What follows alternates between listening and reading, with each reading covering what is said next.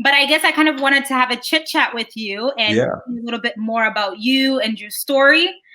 So it's to my understanding that you actually started off rapping. So how did you kind of go from rapping over to poetry over to making it like a career? How did Yeah. That's a great question. Honestly, when I started when I started rapping when I was in high school, I was like freestyling with my buddies at lunchtime, you know? People would just like they just like loved hearing freestyles. And so when we were at the lunch tables, when we were outside in the schoolyard, you know, someone would have a boom box or something and just start playing beats, and you know, me and my guys would just start going off, and we just take random words and start freestyling with them. You know, be like, yo, we're outside chilling by the grass. I got math. I don't want to go to class. And we just like keep going, you know? And that's where it all started. And when I was like 15, 16, I started listening to one of my heroes, one of my favorite rap artists named Tupac Shakur. And hearing Tupac's music was really powerful. But what was even more powerful was that Tupac was a poet. And I had a teacher in high school that gave me a book of his poetry. And in this book, Tupac was talking about growing up in a low income neighborhood. He was talking about seeing drugs in his community. He was talking about having his friends get put in jail or killed by the police. He was talking about, you know, growing up without a father figure and being discriminated against because he was a black man.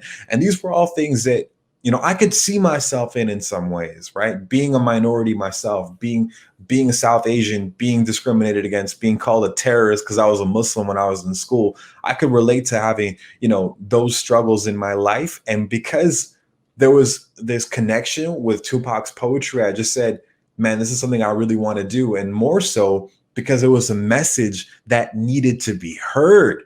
Whereas sometimes there's a lot of rap that doesn't really necessarily have a positive message to it. And so, you know, young kids will latch onto that. I think that's cool, but really there isn't always a great lesson behind it. Whereas poetry, at least in my opinion, has more power in terms of the message that it can bring. So, for example, the poem that I shared, it was a very difficult poem to write because it has to make sense when I read it regularly, but it also has to make sense when I read it in reverse.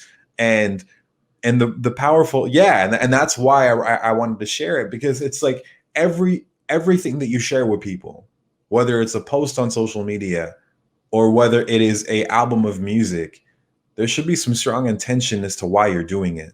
Mm. And for me, as a musician, as a creator in the creative space, it's just like I wouldn't want to put out something that doesn't have meaning or depth to it. You know, my whole MO in this life and with my career as an artist is to create something that is thought provoking, to create something that would make people think deeply and have great dialogue and discussion. You know, everything else kind of just sort of fades away after time, you know. The reason we remember great music is because it pulls at our heartstrings and makes us think about certain things in a very deep way. You know, songs that we listen to at parties or songs that we just jam to, like we forget about that in a couple of months and we never listen, you know, to it really over ever again. So for me, that was always my motive, and that's why I wanted to really pursue poetry and how I came across it. Wow, that is absolutely, absolutely beautiful. And first of all, shout out to you for being a creative genius, because to write a poem that makes sense from the top to the bottom and from the bottom to the top, that's pretty impressive.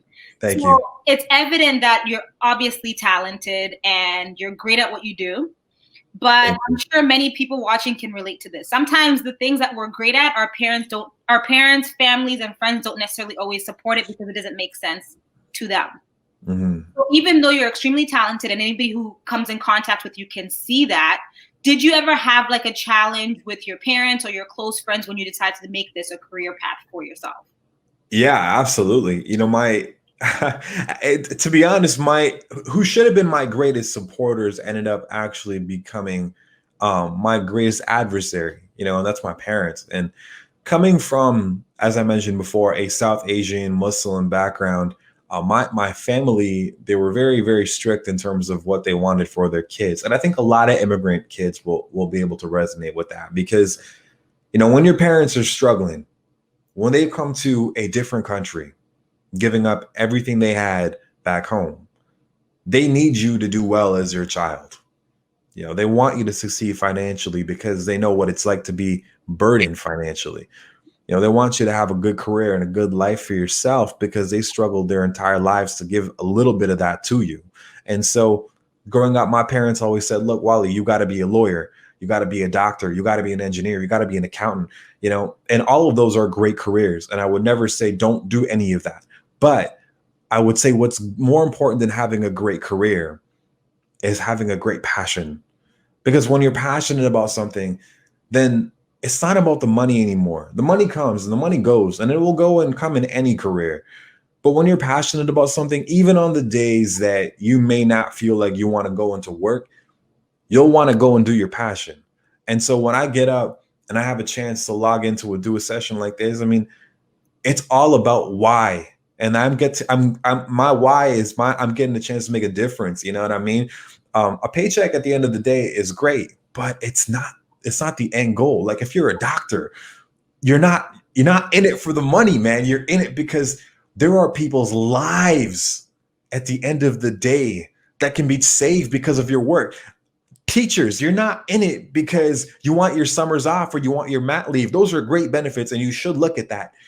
But there's kids that might be saved in that classroom that you get to teach in. And I think that's God's work. You get to do that, you know? And for me, I just feel like that's always been my purpose. And my parents never understood that. And I really had to fight for them to understand that. And it took a long time for me to say, look, see my perspective, see my point of view, to the point where they were like, no, like, we don't even want to hear it anymore.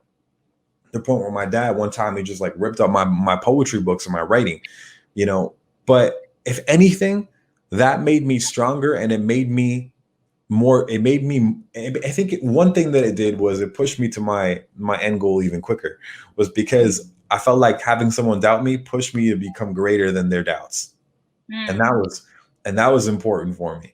You know, it's like if you ever see how diamonds are formed. You know, diamonds are they're rocks that are under the earth.